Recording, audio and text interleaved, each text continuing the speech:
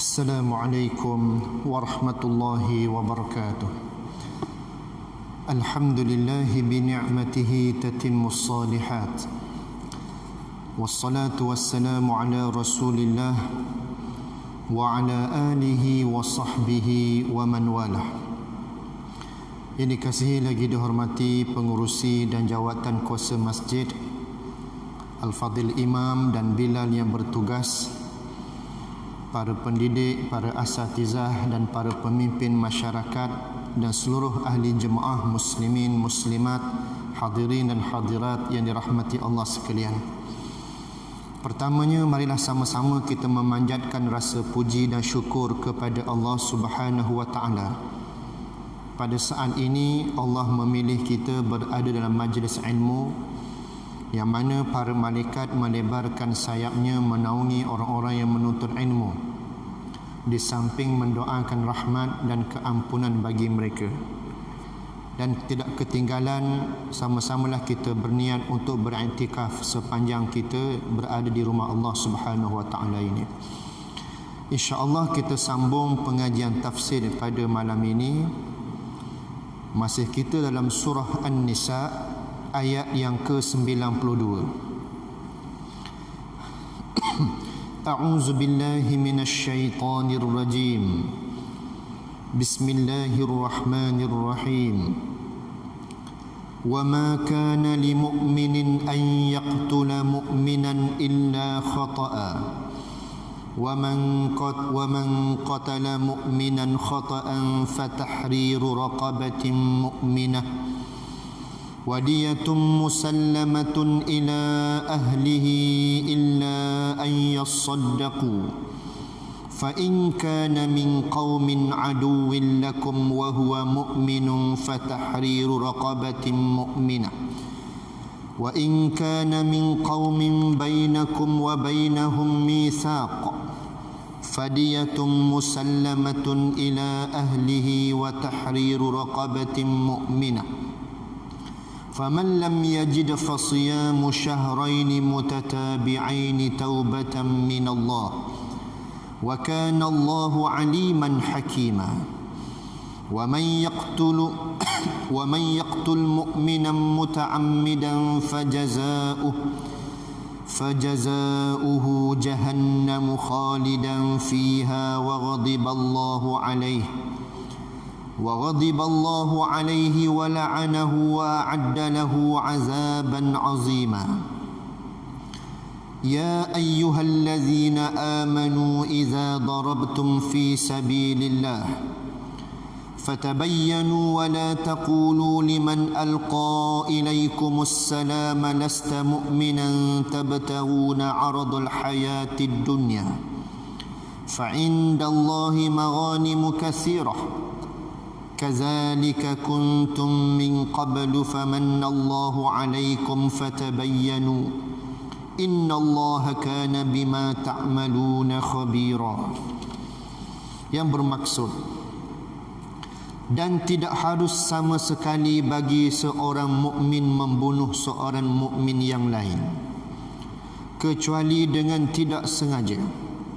Dan sesiapa yang membunuh seorang mukmin dengan tidak sengaja, maka wajiblah dia membayar kafarah dengan memerdekakan seorang hamba sahaya yang beriman serta membayar diah, yakni denda ganti nyawa yang diserahkan kepada ahlinya, yakni keluarga si mati, kecuali jika mereka sedekahkan, yakni memaafkannya. Tetapi jika ia yang terbunuh dengan tidak sengaja dari kaum kafir yang memusuhi kamu, sedang ia sendiri beriman, maka wajiblah si pembunuh membayar kafarah sahaja dengan memerdekakan seorang hamba, yakni memerdekakan seorang hamba sahaya yang beriman. Dan jika ia seorang yang terbunuh dengan tidak sengaja itu dari kaum kafir yang ada ikatan perjanjian setia di antara kamu dengan mereka, maka wajiblah membayar diah, yakni denda ganti nyawa kepada keluarganya, serta memerdekakan seorang hamba yang beriman. Dalam pada itu sesiapa yang tidak dapat mencari hamba sahaya untuk dimerdekakan, maka hendaklah dia berpuasa 2 bulan berturut-turut. Hukum yang tersebut datangnya dari Allah untuk menerima taubat, yakni membersihkan diri kamu. Dan ingatlah Allah senantiasa mengetahui lagi maha bijaksana. Dan sesiapa yang membunuh seorang mukmin dengan sengaja, maka balasannya ialah neraka jahanam, kekal ia di dalamnya, dan Allah murka kepadanya dan melaknatkannya serta menyediakan baginya azab seksa yang besar. Wahai orang-orang yang beriman, apabila kamu pergi berperang pada jalan Allah untuk membela Islam, maka hendaklah kamu menyelidik, yakni apa jua perkara dengan sebaik-baiknya. Dan janganlah kamu terburu-buru mengatakan kepada orang yang menunjukkan kepada kamu tanda perdamaian, yakni dengan memberi salam atau mengucap 2 kalimah syahadah, engkau bukan orang yang beriman.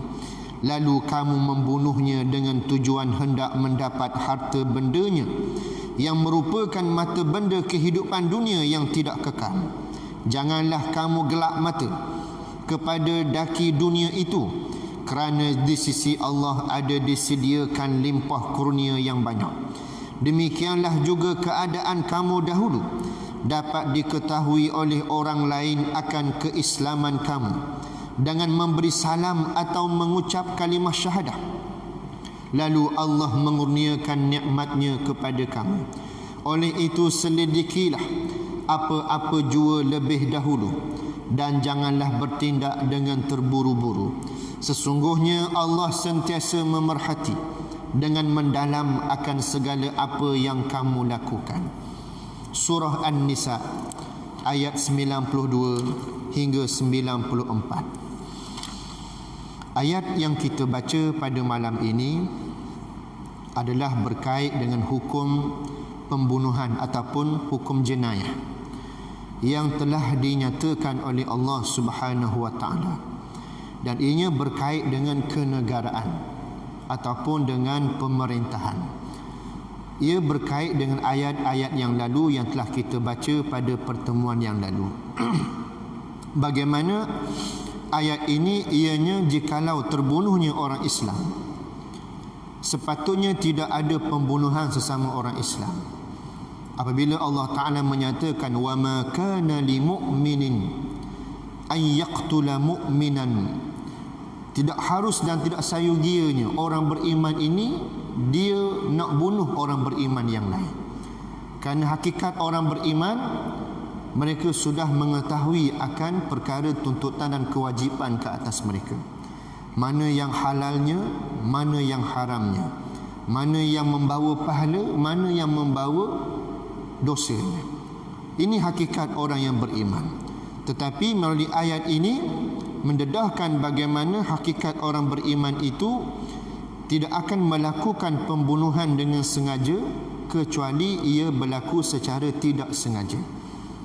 Ayat ini lebih kelihatan macam berfalsafah sedikit, tetapi ianya jelas menunjukkan bahawa hakikat orang beriman apabila mereka ada penghayatan keimanan dan ketakwaannya, maka mereka tidak akan melanggar sempadan Allah Ta'ala. Mereka tidak akan melanggar hukum Allah. Mereka tidak akan menceroboh sempadan yang telah dinyatakan oleh Allah Subhanahu wa Ta'ala.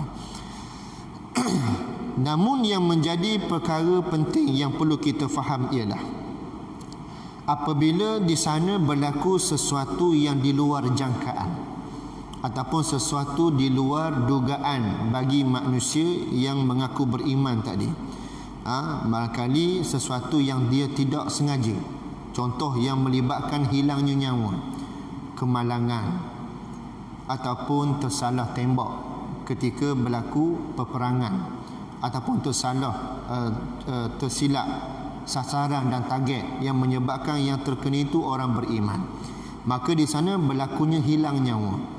Maka bila berlaku hilang nyawa, maka di sana apakah jalan penyelesaiannya? Sebab halal darah ni hanya orang yang kafir menentang Islam. Bagi orang beriman, halal bagi mereka untuk ambil darah ataupun menghilangkan nyawa ini terhadap kafir harbi, kafir yang menentang Islam. Selain pada itu tak boleh. Hatta kafir zimmi pun tak boleh kita hilangkan nyawa sewenang-wenangnya. Ini yang perlu kita faham.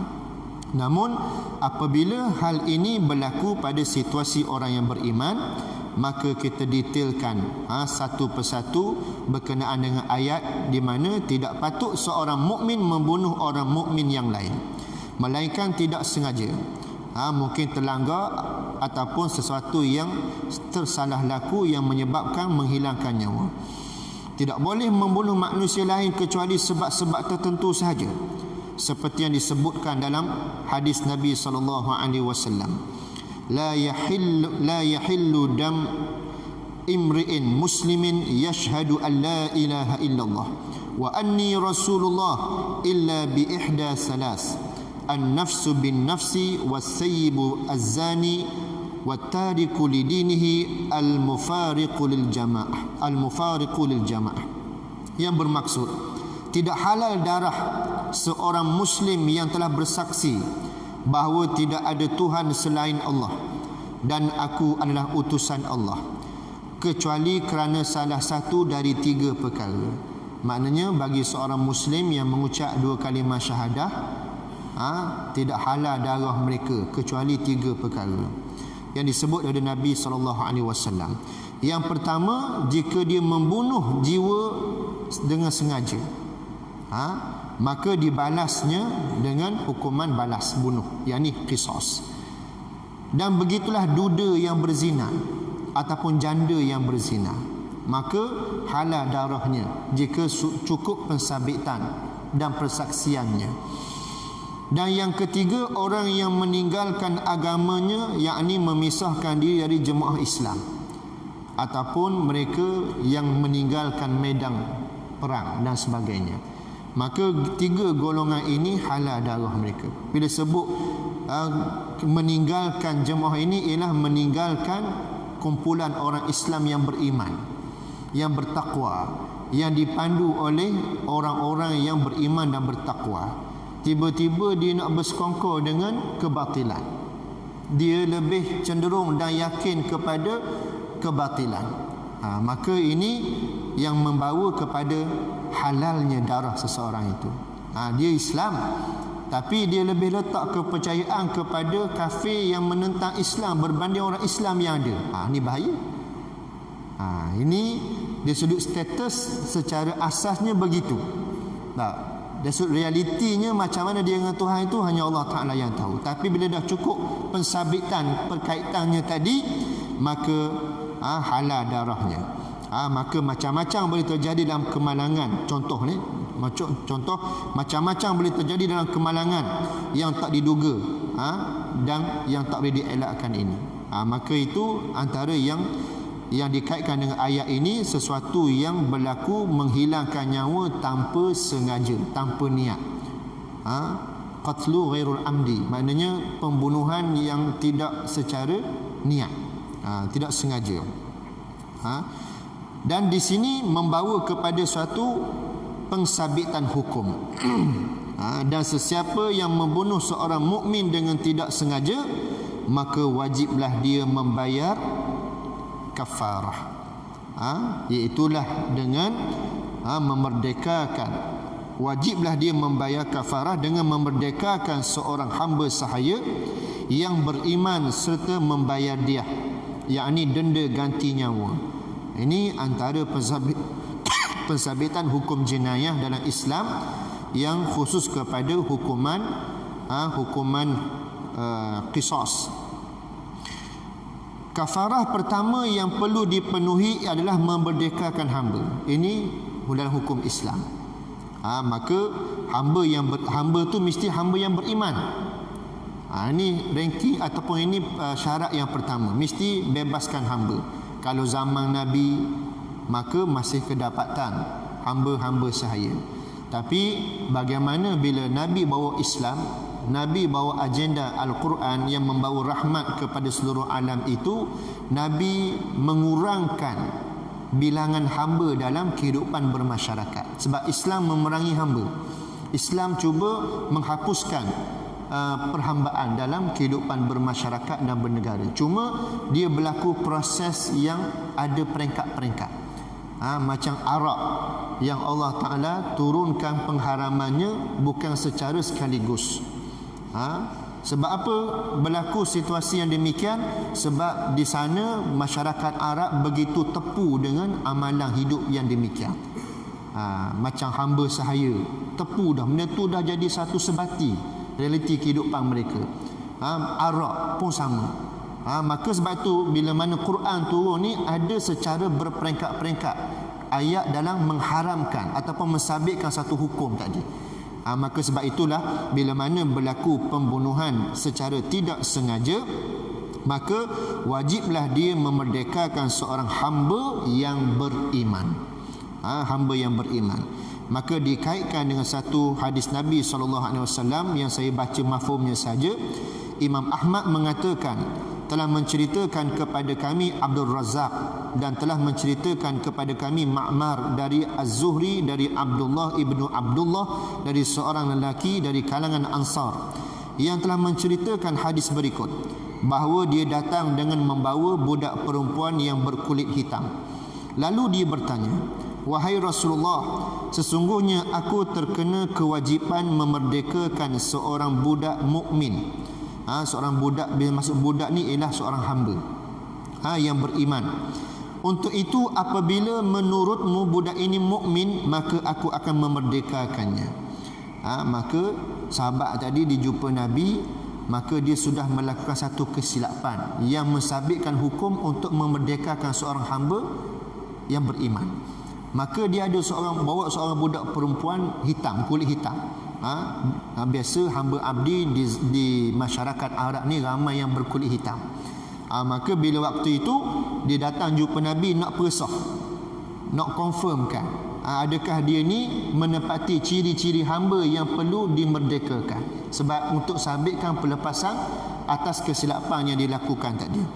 Maka dia tanya kepada Rasulullah. Lalu Rasulullah bertanya kepada budak perempuan itu, "Apakah engkau telah bersaksi bahawa tidak ada Tuhan selain Allah?" Maka budak perempuan itu menjawab, "Ya Rasulullah sallallahu alaihi wasallam." Lalu Rasulullah bertanya lagi, "Apakah engkau telah bersaksi pula bahawa aku utusan Allah?" Maka budak perempuan itu menjawab, "Ya wahai Rasulullah." Maka Rasulullah bertanya lagi, "Apakah engkau beriman dengan hari kebangkitan sesudah mati?" Maka si budak perempuan itu menjawab, "Ya wahai Rasulullah." Maka Rasulullah menjawab, "Merdekakanlah dia." Maknanya budak perempuan hamba tadi cukup syarat untuk melepaskan belenggu bagi sahabat tadi yang telah melakukan kesalahan. Sebab dia sabit kena memerdekakan seorang hamba. Sama ada dia dah terbunuh dengan tak sengaja atas nyawa orang beriman tadi, maka dia terpaksa bebas, dia mesti membebaskan seorang hamba yang beriman, tidak kira lelaki maupun perempuan. Ini yang pertama, hukum yang pertama dalam Islam ketika berlaku pembunuhan tidak sengaja yang melibatkan orang beriman terhadap orang beriman yang lain. Sebab nyawa ni adalah hak Allah. Nyawa adalah hak Allah. Tidak harus seseorang itu menghilangkan nyawa dengan sewenang-wenangnya. Maka sebab itulah apabila Islam mendepani awal dalam memenuhi apa itu hak asasi manusia, ni baru betul hak asasi manusia, kan? Sebab Islam dia memayungi kehidupan manusia dengan 5 perkara asas, maqasid tadi. Hifzul nafs, hifzul nafs, hifzul din, hifzul nafs, hifzul akal, hifzul mal, hifzul nasab. Hifzul din, jaga agama. Yang kedua hifzul nafs, menjaga nyawa. Maka bila proses jaga nyawa itulah ada hukum-hukum syariat, hukum jenayah, hudud, qisas dan sebagainya. Ada lagi apa? Hifzun nasab, jaga kesucian keturunan. adanya hukum hudud, pengharaman zina dan sebagainya. Jika disabitkan kesalahan berzina, baik dah berkahwin ataupun tidak berkahwin, maka ada pensabitan hukum hudud. Yang belum kahwin kena sebat 100 sebatan. Yang sudah kahwin kalau berzina cukup pensabitannya, maka kena rejam sampai mati. Ni antara pensabitan Islam itu menjaga, jaga nyawa, jaga agama, jaga nasab keturunan, jaga akal, jaga harta dan sebagainya. Maka ni maka rasa padang seayat je mana rasa duk urah ni. Sebab dia agak luas makna ayat ni. Besar dia punya maksud dia. Dan begitulah apabila selesai, kalau dah selesai dalam bab membebaskan hamba sahaya, maka selesailah segalanya. Maka kalau di sana selepas memerdekakan hamba kemudian dibayarnya diat, diat kena bayar juga. Maka diat adalah suatu wadiyatun musallamatun ila ahlihi. Selain daripada membebaskan hamba yang mukmin, maka yang membunuh secara tak sengaja itu kena bayar diat. Jumlah yang perlu dibayar adalah ikut ketetapan dalam syariat. Dalam Sunan An-Nasa'i diriwayatkan oleh Nabi SAW ada menyatakan berkenaan dengan diat ini. Antaranya fin nafsi mi'atu minal ibil. Pada satu nyawa itu maka kadar diatnya ialah dengan 100 ekor unta. 100 ekor unta. Di samping bebaskan hamba yang beriman, kemudian kena bayar diat yang bernilai 100 ekor unta. Unta seekor maklumlah berapa harga. Tak. Maka kena bayar 100 ekor unta. Ibnu Hibban dan Al-Hakim menghukumi sahih hadis ini dan Al-Albani melemahkannya.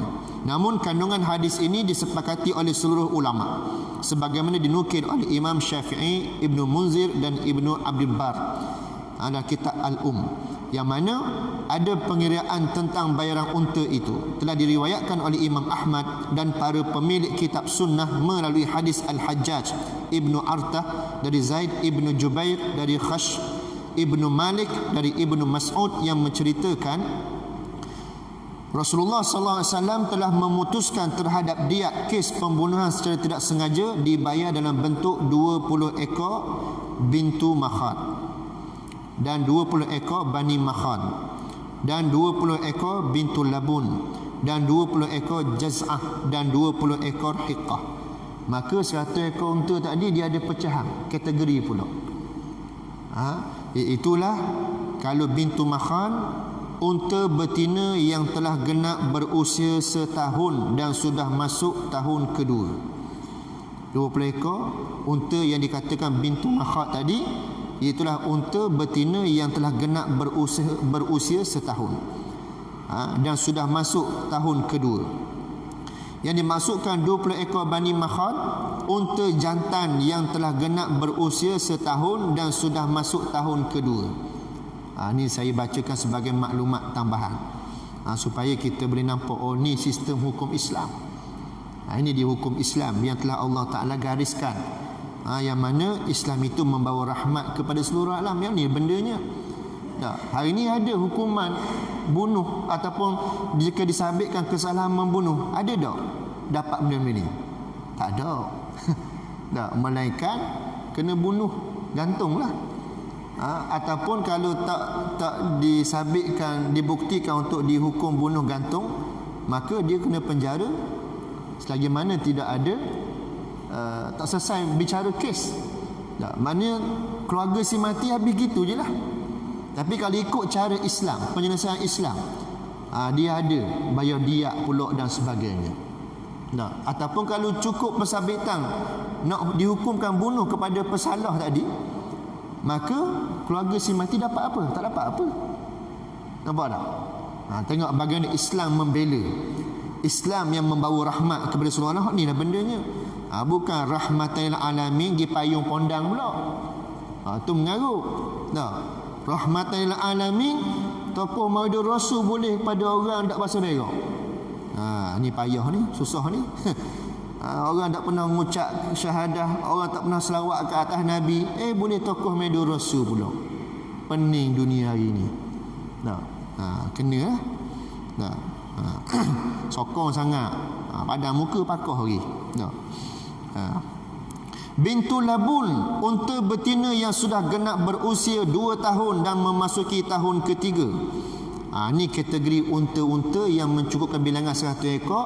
Maknanya setiap tadi ada 20 ekor, 20 ekor, 20 ekor, pelbagai kategori umurnya. Pasal detail begitu Islam menggariskan. Semuanya untuk apa? Inilah untuk memberi satu return, pulangan balik kepada keluarga si mati.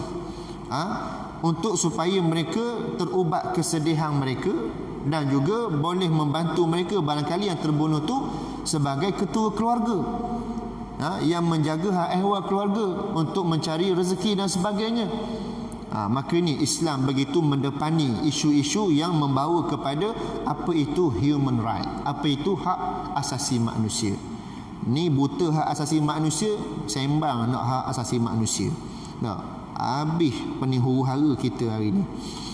Diat untuk muslimah adalah separuh dari diat untuk lelaki. Tengok berbeza pula. Kalau bagi yang membunuh itu di kalangan lelaki 100 ekor. Tapi kalau yang melibatkan muslimah perempuan, maka separuh daripada diat tadi, iaitulah untuk lelaki yang terbunuh, maka muslimah kena bayar 50 ekor unta. Jika tidak ada unta, diat boleh dibayar dengan sejumlah wang senilai 100 ekor unta. Kalau zaman Nabi, ia adalah 800 dinar, dan pada zaman Umar nilainya adalah 1000 dinar emas. Maka kerajaan Islam kena letakkan nilai semasa. Ini sebagai pendedahan untuk maklumat kepada semua. Dan kalau dengan pembunuhan yang disengajakan, diatnya ditanggung oleh yang membunuh. Tetapi pembayaran diat pembunuhan yang tidak sengaja ditanggung oleh ahli waris yang membunuh. Beza. Kalau kes pembunuhan yang tak disengajakan di antara orang Islam dan orang Islam, orang beriman dengan orang beriman, yang menanggung diat dari siapa? Ahli waris. Mana bukan si pembunuh yang disyaki membunuh ataupun yang disabitkan membunuh tu, ahli waris dia. Tapi kalau berbeza situasi, kalau dia yang membunuh sendiri dengan sengaja, maka si pembunuh tu yang kena bayar dia. Itu dia.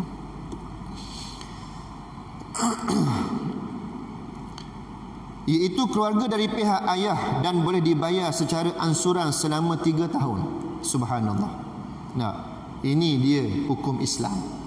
Dah kat mana kerah hukum Islam ni? Yang ada petikai. Dia tengok kulit je. Tengok kulit, malah apa dalam. Tak tengok isi dalam. Dia tak buka lagi. Dan buka, rasa sekali, sedap rupanya. Itulah yang barat dia. Hukum Islam ni begitulah. Dia dalam keadaan apa? Dimomokkan apa? Buruk, ganah, jumuk. Tilik dah lagi kandungan dalam dia macam mana? Padahal bila ditilik, diteliti, lebih hebat daripada hukuman sivil lagi. Lebih menjamin kehidupan daripada hukuman sivil lagi. Ini masalah kita ni, sebab bila buta agama, lebih bangga dengan sekular, lebih bangga dengan liberal. Akhir sekali pala masuk air habis. Susah korang belaka. Jadi gila habis orang. Bila dah tak betul tu, bukan ahli, tagih nak pegang jawatan, nak boleh sandang amanah tu. Pada nama kumpulan amanah, sudahlah, tak mampu jangan sebut, jangan letaklah, mau je pegang amanah. Nak letak nama kumpulan tak apa, terpulanglah, itu panggil syok sendiri. Tapi tak ada ciri amanah, tak boleh pakai popok ni, payuh huduh nyaknya korang. Tapi Islam dah mendepani awal lagi. Keluarga maka ahli keluarga kena pastikan yang ahli keluarga mereka berjaga dan berhati-hati dalam kehidupan mereka. Kalau tidak, mereka pun terlibat juga kena bayar dia. Maka kalau disebut pada kemalangan tadi, Kalau bawa kereta, pastikan kita tidak terlanggar orang lain di jalanan. Ini dihuraikan berkenaan dengan pasal kemalangan. Tapi saya nak kaitkan tadi berkenaan dengan diat, itulah situasi dia. Kalau ikut pada tafsiran ni, daripada pecahan tafsir Ibnu Katsir ni, dia dihuraikan oleh seorang Maulana yang bernama Abdul Hadi. Ini bukan Tuan Guru ni, yang Maulana Abdul Hadi yang lain, yang mengaitkan dengan bagaimana diat itulah dia hakikatnya, dibayar kepada keluarga waris yang terbunuh. Jikalau dia tidak ada waris, maka wan diat itu diberi kepada Baitul Mal. Sampai teliti begitu perkiraannya. Illa an yasaddaqu, kecuali jika mereka sedekahkan. Ahli keluarga boleh beri maaf dengan tidak perlu bayar, atau mereka boleh beri pengurangan diskaun. Jika keluarga si mati ada keimanan yang besar, keimanan yang tinggi, dia boleh bertoleransi lagi dengan yang si membunuh tak sengaja tadi. Dengan apa? Dengan dia memberi maaf. Memberi maaf dan dengan menyatakan tak perlu bayar. Hebat. Kalau ada tahap begini ni hebat. Kita belum tentu boleh sampai tahap yang sedemikian. Maka dia beri maaf dan mereka boleh beri pengurangan diskaun. Ini adalah hukum yang pertama jika bunuh orang Islam secara tidak sengaja. Ini baru pasal hukum yang pertama. Fa in kana min qaumin aduwwin lakum wa huwa mu'min, tetapi jika dia dari kaum kafir yang memusuhi kamu sedang dia sendiri beriman. Ini situasi kedua. Ayat ni menyentuh situasi yang kedua. Sekiranya berlaku pembunuhan tidak sengaja yang melibatkan apa dia? Terbunuh itu orang Islam yang mana keluarga dia kafir harbi ataupun kaum kafir, ataupun kaum mereka kafir harbi, lain pula hukumannya. Nampak gaya pening sikit lah malam ni. Sebab kita detailkan berkenaan dengan pendetailan hukuman jenayah dalam Islam ini. Sebab dia ala-ala sebut ni, kita sebut selalu dah. Kalau nak nanti ada sesi khusus pasal hukum jenayah ni, lambat pula nak ada seminar. Jadi ala-ala sentuh selalu sekaligus.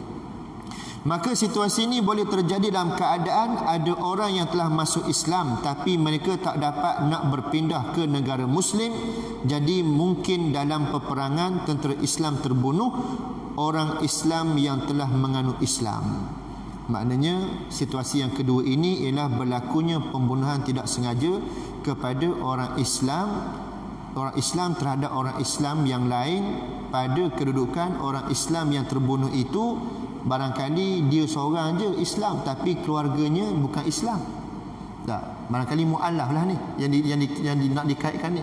Keluarganya tidak Islam, keluarganya kafir. Kafir ni pula ada kategori kafir harbi, kafir zimmi, kafir musta'man, kafir mu'ahad. Maka yang dikaitkan di sini ataupun dia duduk dalam negara kafir, dia terbunuh sedangkan dia Islam. So macam mana hukum dia? Maka Allah memberi jalan penyelesaian, fatahriru raqabatin mu'minah. Maka wajiblah si pembunuh membayar kafarah sahaja dengan memerdekakan seorang hamba yang beriman. Memerdekakan seorang hamba yang beriman, tak perlu bayar diat. Ini situasi yang kedua. Yang pertama tadi confirm Islam, tersalah bunuh orang Islam dan dia solid keluarga Islam, maka dia kena bebaskan hamba yang beriman dan kena bayar diat 100 ekor unta. Adapun situasi yang kedua, seorang Islam tersalah bunuh orang Islam yang dia daripada keluarga bukan Islam, ataupun dia daripada negara yang bukan Islam. Bukan Islam tadi lebih fokus kepada kafir harbi, kafir yang menentang Islam. Maka hukumnya ialah dia hanya perlu membebaskan hamba yang beriman dan tak perlu bayar dia. Kalau mereka terbunuh itu dari keluarga kafir harbi, pembunuh dan ahli keluarganya kena merdekakan hamba yang beriman sahaja. Tidak ada diat dalam situasi ini kerana tidak boleh beri wang kepada mereka dan keluarga mereka kerana kafir harbi ni kafir yang memerangi Islam. Ini hikmah dia. Sebab kafir harbi ni no tolerance, tidak ada toleransi. Sebab mereka tidak bertoleransi dengan orang Islam. Mereka mencari jalan sokmo untuk apa? Nak menghancurkan Islam. Dia berada pada tahap ayat walan tardha ankal yahudu walan nasara hatta tattabi'a millatahum. Orang Yahudi dan Nasara takkan reda kepada kamu wahai orang-orang Islam pengikut Muhammad dan Muhammad SAW selagi kamu tak ikut jejak langkah mereka. Itulah kufur kepada Allah Ta'ala. Itu dia. Maka kalau bayar diat pula kepada pokok dia guna pula duit yang dibayar tadi untuk apa? Memerangi Islam. Macam hari ni dah boleh kuasa, habis jeng keren kita. Nak rungkai Islam sebagai agama persekutuan kepada hak sama rata agama. Bahaya. Kita atas butir selalulah, sebab benda semasa kan, benda yang realiti.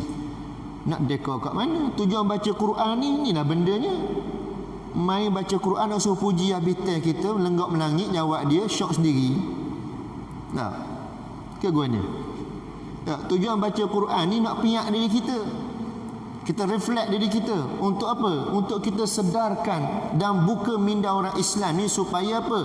Jangan tidur dalam cahaya yang terang. Tak habis-habis isu-isu yang berlaku.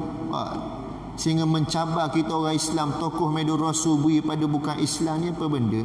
Macam tak ada hari lain nak pilih. Hari satu Malaysia ada. Hari Merdeka ada. Apa pilih hari media rasul? Ni lah kata bahasa tak apalah, katakan mulut jahat pula jadi. Tapi bodoh lah hakikatnya. Maka begitulah bagaimana Islam menjaga, melindungi betul-betul perkara ini. Sampai ke kafir harbi pun, kalau dia keluarganya dalam keadaan salah seorang ahli keluarganya Islam terbunuh, dan keluarga kafir harbi tadi tak dibayar dia, tapi hanya pembebasannya untuk memerdekakan hamba yang beriman sahaja. Kalau diberikan duit kepada mereka, mereka akan gunakan duit sebagai senjata pula untuk menghancurkan Islam. Jadi inilah hukum yang kedua. Wa in kana min qaumin bainakum wa bainahum mitsaq, dan jika dia orang yang terbunuh dengan tidak sengaja itu dari kaum kafir yang ada ikatan perjanjian setia di antara kamu dengan mereka. Ini situasi yang ketiga. Jikalau terbunuh itu dari keluarga orang kafir yang ada perjanjian damai antara negara Islam dengan negara mereka, ini adalah situasi yang mungkin ada dalam dunia sekarang ni.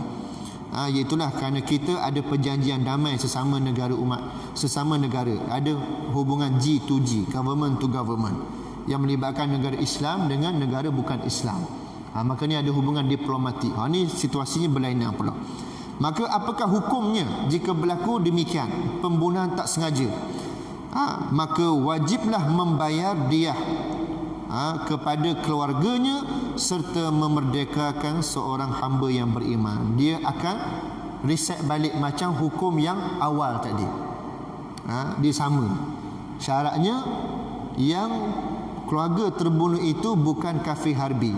Kalau dia kafir zimmi, kafir muahad, kafir musta'man, maka tak apa, boleh dibayar diat kepada mereka. Hak yang terkecuali kafir harbi saja. Sebab apa? Mereka ni kafir harbi lawan Islam, dulu kini selamanya, tak akan habis berhenti lawangnya. Maka kalau selain pada kafir harbi, Islam tidaklah zalim, Islam bayar diat juga. Menyuruh si pembunuh daripada orang Islam tadi, yang membunuh tak sengaja ke atas orang Islam daripada keluarga kafir zimmi ataupun kafir muahad dan kafir musta'man tadi, maka mereka dibayar diat ke atas mereka. Samalah nilaian dia. Dan ada dihuraikan oleh ulama, nilai diat ini adalah mengikut persetujuan antara negara Islam dan negara kafir tadi. Negara kafir tadi yang negara yang buat hubungan dua hala ataupun hubungan diplomasi tadi. Jadi tidak mengikut nilai kalau yang terbunuh itu orang Islam di negara Muslim. Jadi ini sama sahaja kalau terbunuh seorang dari negara Muslim, kena bayar diat dan bebaskan hamba mukmin juga. Tapi bagaimana kalau tidak ada hamba macam zaman sekarang ini? atau mereka tidak mampu untuk membeli hamba. Memanglah zaman kita tidak ada hamba. So apa caranya? Faman lam yajid fasiyamu syahraini mutatabi'ain. Jalan keluar kalau tak jumpa cari hamba zaman sekarang ni, maka kalau tiada hamba, maka hendaklah dia berpuasa selama 2 bulan berturut-turut. Lama ni, 2 bulan berturut-turut ni. Maka tak bolehlah miss. Contoh takdir dia dah puasa apa? Sebulan 29 hari. Nak cukup sehari lagi 2 bulan. Dia buka dengan sengaja hari tu. Dia kena reset balik 2 bulan. Nanya kita. Tapi dia ada pengecualian jika sakit yang diharus, maksudnya sakit yang ada uzur syar'i, ada uzur yang membolehkan dia. Tapi kalau dia tak ada apa-apa kekangan, tidak ada apa-apa halangan untuk dia sempurnakan 2 bulan berturut-turut, maka dia tinggal jawab, dia kena reset semula. Nanya. Namun kenapakah diarahkan, ditetapkan demikian? Ada ulama membahaskan dari sudut hikmahnya ialah dengan berpuasa 2 bulan berturut-turut ni, dia berlaku proses merawat psikologi orang tadi. Kalau dia ada penyakit yang cenderung kepada keganasan, pembunuhan ke apa ke, dengan berpuasa tadi dia boleh menetralkan balik sistem manusia tadi supaya dia boleh waras balik, ataupun dia boleh alignment balik atas kekelemahan diri dia. Sebab tu antara puasa hikmah dia ialah dia memberi satu kesihatan yang baik. Sumu tasihu. Kan Nabi pernah bersabda, kamu berpuasa maka kamu akan sihat. Kita orang Islam yang secara umumnya dapat kefarduan puasa 1 bulan dalam setahun. Maknanya itu berlaku proses alignment. Kalau kenderaan tak digak, dia buat alignment. Tayar tu buat alignment balik. Sistem body, sistem badan kita ni dia dibaiki dengan sistem dalaman dengan berpuasa secara neutral. Memang betul pun bila nak merawat satu penyakit yang macam-macam ni, maka tabib Islam banyak menyuruh kita perbanyakkan berpuasa. Sebab tu orang yang sering kali berpuasa ni dia sihat. Dia boleh mengatasi banyak penyakit-penyakit yang ada pada, sebab punca penyakit pada makanan. Punca penyakit pada makanan. Maka di situlah bermula macam-macam penyakit. Makan macam-macam. Terutama zaman sekarang yang tidak terkawal kandungan makanan, yang ada toksin dan sebagainya. Kena pula jenis bayi kambing pula, pah kambing, kena pula gula kambing dan sebagainya. Tu yang naik berat badan tu. Tak cukup dengan bersenam saja, kena cari suplemen lain pula nak nyahkan lemak-lemak yang degil tadi, kolesterol yang degil dan sebagainya. Maka punca makanan daripada punca sakit banyakkan daripada makanan dalam perut kita. Maka cara nak menyelesaikannya dengan berpuasa. Sebab kenapa kena puasa? Di sini diuraikan. Ada pendapat yang mengatakan ini baik untuk minda. Dengan berpuasa baik untuk minda, kerana mereka yang telah terbunuh seseorang dan tentu ada trauma, maka puasa dapat menyembuhkan trauma itu. Ini antara yang disebut oleh beberapa pandangan ulama berkenaan dengannya. Yang mana dia dapat dengan 2 bulan berturut-turut itu, mereka telah mengambil pandangan keberkesanan, effectiveness dengan berpuasa tadi. Maka para ulama berselisih pendapat mengenai orang yang tak mampu melakukan puasa, apakah dia wajib memberi makan 60 orang miskin sebagaimana dalam kifarah zihar. Ada 2 pendapat mengenainya. Pendapat pertama mengiyakan. Maknanya contoh kalau dia yang membunuh tadi dengan cara tak sengaja, tiba-tiba hamba saya memang tak ada, dia terpaksa puasa 2 bulan berturut-turut. Maka jika dah zaman sekarang tidak ada hamba, kemudian nak puasa 2 bulan berturut-turut, dia tak mampu sebab ada faktor kesihatan, maka adakah dia boleh dengan disamakan kifarat dalam masalah zihar?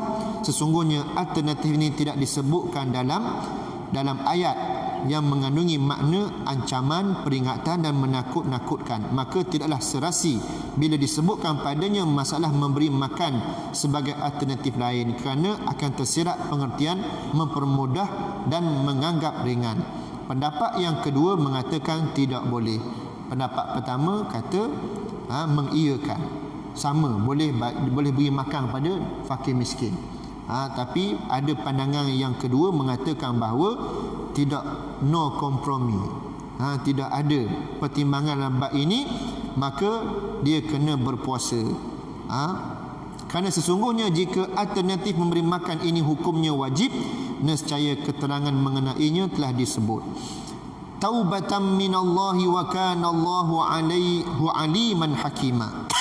Datangnya segala hukum tadi, ketetapan tadi apa dia? Daripada Allah. Segala ketetapan tadi datang daripada Allah untuk menerima taubat.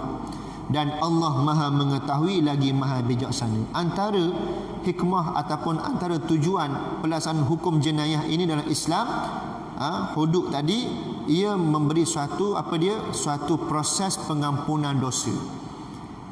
Pengampunan dosa. Walaupun dia terpaksa bebaskan hamba, walaupun dia terpaksa bayar diat, ataupun dia terpaksa berpuasa, maka semuanya tadi adalah proses untuk taubah, untuk dia bertaubat. Si pesalah tadi bertaubat kepada Allah Ta'ala, dan membersihkan dirinya dengan bertaubat. Allah Maha mengetahui apa yang perlu dilakukan oleh makhluknya. Kita kadang-kadang lebih cenderung kepada teori dan logikal kita. Apabila Allah dah tetapkan satu, walaupun dia berlawanan dengan teori dan logikal kita, maka kena menangkan, kena dahulukan apa yang Allah Ta'ala tetapkan. Setuju tak setuju, nombor dua, kena setuju juga, sebab itu ketetapan Allah. Di sini untuk membina satu jati diri kita, orang yang benar-benar ada ownership, tanggungjawab kita atas nama Muslim, atas nama orang yang mengaku beriman. Allah sendiri menyebut, wa ma kana lil mu'minin wala mu'minatin idza qadallahu wa rasuluhu amra an yakuna lahumul khiyaratu min amrihim wa man ya'sillaha wa rasulahu faqad dhalla dhalalan mubina. Tidak harus bagi lelaki, tidak harus dan tidak boleh bagi lelaki yang beriman dan perempuan yang beriman, apabila sesuatu ketetapan hukum yang dinyatakan Allah dan Rasul kepada mereka, lalu mereka mengadakan pilihan yang lain, mereka cari alternatif lain, maka tak boleh. Sebab itu sudah ketetapan yang datang daripada Allah dan Rasul. Dan sesiapa yang mencari yang lain selain daripada apa yang ditetapkan Allah Ta'ala tadi, maka dia sudah berada pada jalan yang sesat. Faqad dhalla, dia telah melakukan kesesatan. Dhalla dhalalan mubina, sesat yang menyesatkan. Maka sebab itulah pada ayat ini, bagaimana hukum yang dinyatakan ini suatu ketetapan daripada Allah dan bukannya suatu rekaan daripada manusia ataupun hakim ataupun qadi yang diberi mandat untuk menjatuhkan hukuman, tetapi ianya perintah daripada Allah Subhanahu Wa Taala. Maka nampak gaya satu ayat je kita malam ni, ayat 92, sebab panjang. Dia ayat yang berkaitan dengan hukum jenayah. Maka kita akan sambung pula ayat 93 pada pertemuan yang akan datang, insya-Allah. Maka itulah dia sekadarnya, wallahu alam, yang baik datang daripada Allah, yang kurang atas kelemahan diri saya. Aqulu qauli hadza wa astaghfirullahal azim li wa lakum. Dan satu pengumuman untuk sambungan kutipan infak ataupun derma bagi pembinaan sekolah, masih lagi belum mencapai target. Untuk tahun depan ni kita nak operasi sekolah di daerah ataupun di kawasan Marang, sekolah rendah Islam Darul Quran, yang kita ke arah untuk membina generasi pelapis dalam mendepani kehidupan yang mutaakhir ni, yang banyak cabaran-cabaran yang telah memberi keracunan pada pemikiran dan ideologi masyarakat umat Islam. Kita nak membina, nak menangkis segala bentuk perkara-perkara tadi dengan menyelamatkan anak-anak generasi yang generasi pelapis akan datang ni. Kita nak bina sekolah-sekolah yang lebih banyak, institusi pendidikan yang banyak untuk memberi suntikan ilmu, suntikan kefahaman dan penghayatan agama dengan sebaik-baiknya. Mudah-mudahan usaha yang kita lakukan ini mendapat saham yang berpanjangan, insya-Allah. Dinamakan sedekatun jariyah. Jadi mohon jasa baiklah tuan-tuan dan puan-puan yang ada pada malam ni, ringan-ringankan untuk berinfak, dinamakan sedekah jariah ni, insya-Allah. Amal kita sekadarnya, wallahu alam. Assalamualaikum warahmatullahi wabarakatuh.